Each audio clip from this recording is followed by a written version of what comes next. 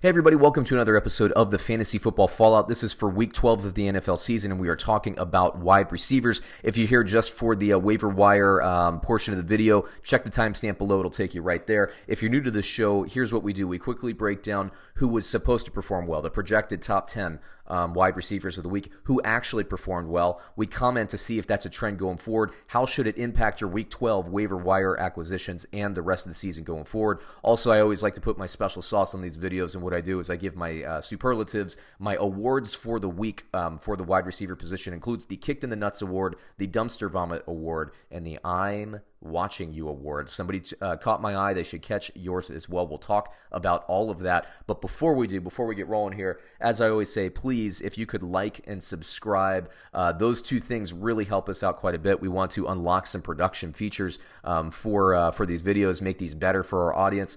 We need your help to do that. It's a small deal for you, huge deal for us. So please, once again, like and subscribe. But let's get rolling here. The ESPN projected top 10 wide receivers in order: Michael Thomas, Tyreek Hill. Now he's white because, or his text is white because he has not played yet. DeAndre Hopkins, Julio Jones, Chris Godwin, Mike Evans, a pair of Tampa Bay Bucks there. Julian Edelman, Amari Cooper, Cooper Kupp, and a pair of Coopers there, and DJ Moore, who actually finished in the top 10. The ones in white were the ones that ESPN got correct: John Brown, DJ Chark, Stephon Diggs, Calvin Ridley, Michael Thomas, Randall Cobb, Michael Gallup, Deebo Samuel, Devante Parker, Courtland Sutton. 1 out of 10 ESPN, it happens. And I always like to kind of show these because it kind of proves that conventional thought in fantasy sports doesn't really mean a lot. There's always people that you can find off of the waiver wire if you're in need, and that's really what this video drives home here. But John Brown had a great game against the Dolphins. DJ Chark I was happy to see because actually the Jacksonville Jaguars offense, if anything, they went back towards passing. That's what DeFilippo wants to do there as a play caller. Nick Foles, in my quarterback video, I have him on my waiver list. I think D.D. Westbrook, Chris Conley, these kinds of guys will actually benefit, and I think DJ Chark will actually, if anything, get better. I was worried that maybe that could be, is that chemistry that he had with Gardner Minshew, is that going to be recreated with Nick Foles? I have no doubt now that's very good to go. Stephon Diggs performed well without Adam Thielen. Good for him. Calvin Ridley had a great game, but I thought that was going to happen. If you watch my videos, my playlist throughout the week, by the way, watch the Week 12 playlist. We're adding to it every day.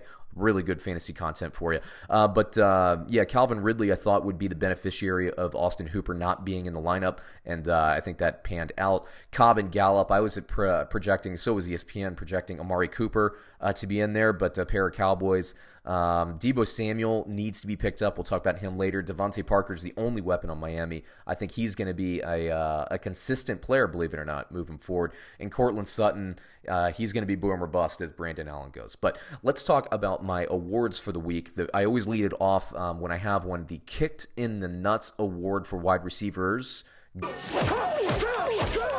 goes to Kenny Golladay. Look, I'm not going to give him too much of a hard time here, but he's a great player. You have him on your roster. You think he's going to probably get in the end zone more often than not, but you think you're going to get more than what was like one catch or something. Credit Dallas, they locked him down. They made it very difficult for him.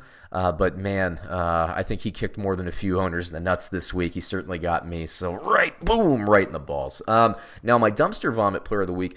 I don't know if this is fair to say, but I put Tyler Boyd up here, and the reason I put Tyler Boyd up here is because Ryan Finley, and this is why, by the way, I don't think it's necessarily fair. Ryan Finley had 31 passing attempts in this game.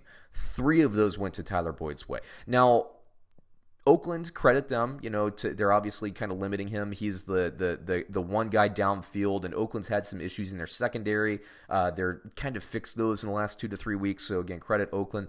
But Tyler Boyd needs to have more than 3 targets. 31 passing attempts, and I'll just read through. Auden Tate had 6. Tyler Eifert had 4. Joe Mixon had 3.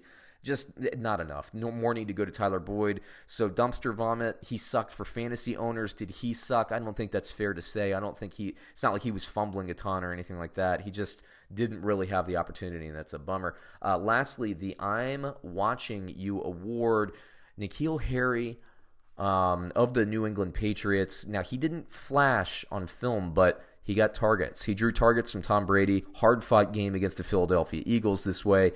Sanu, I've been talking about him in this section. Well, Harry's going to have an impact on this offense. I'm curious to see what it's going to be going forward. Keep an eye out for him. I don't have him on my waiver wire list. I don't have him in my daily fantasy rotations, but he is a very noteworthy player. He cracked the field, and he's getting targets already.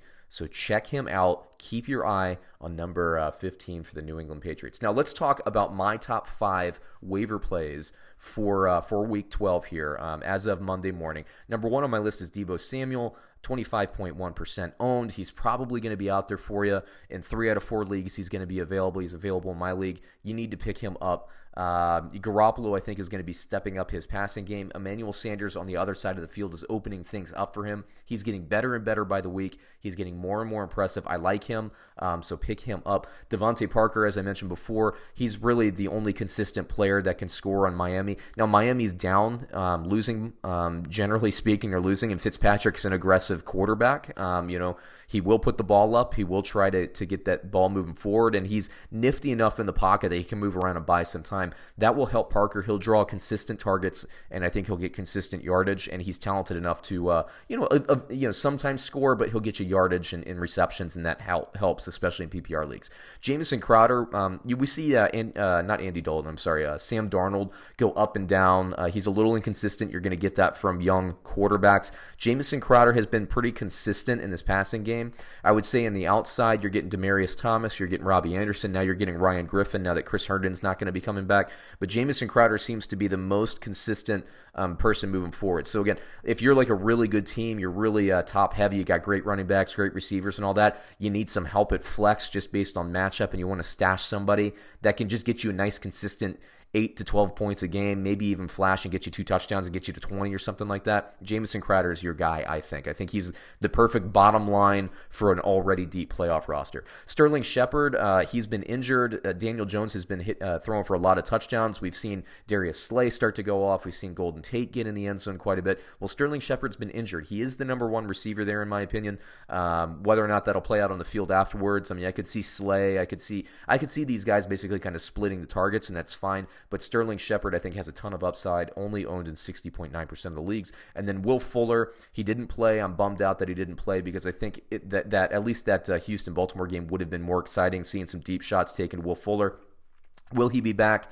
I don't know. We'll see. Well, I'm sure he'll be back this season, but I don't know if he'll be back for Week 12 or not. You're going to have to pay attention to the NFL.com/inactives. Check out the comments. If you see news, please, like some other people that watch these shows, you reply to this video. That stuff always helps out not only me, but the people who also watch these videos. So if you're getting later in the week news than Monday and Will Fuller is in or out, let us all know. Will Fuller, I love him. He's a boomer bust guy, but if you're maybe that that low seed going against the top player and you need somebody just to go off to help you, in your journey in the playoffs, Will Fuller is that kind of guy that could get you 2 or 3 touchdowns in a single game and really vault you over the top. So he's done it already once this season. He's done it in previous seasons, and he can do it again for the rest of the season if he ever gets over his freaking hamstring issues. So there you go. That takes me through the episode of the wide receivers. I do every single position except for kicker.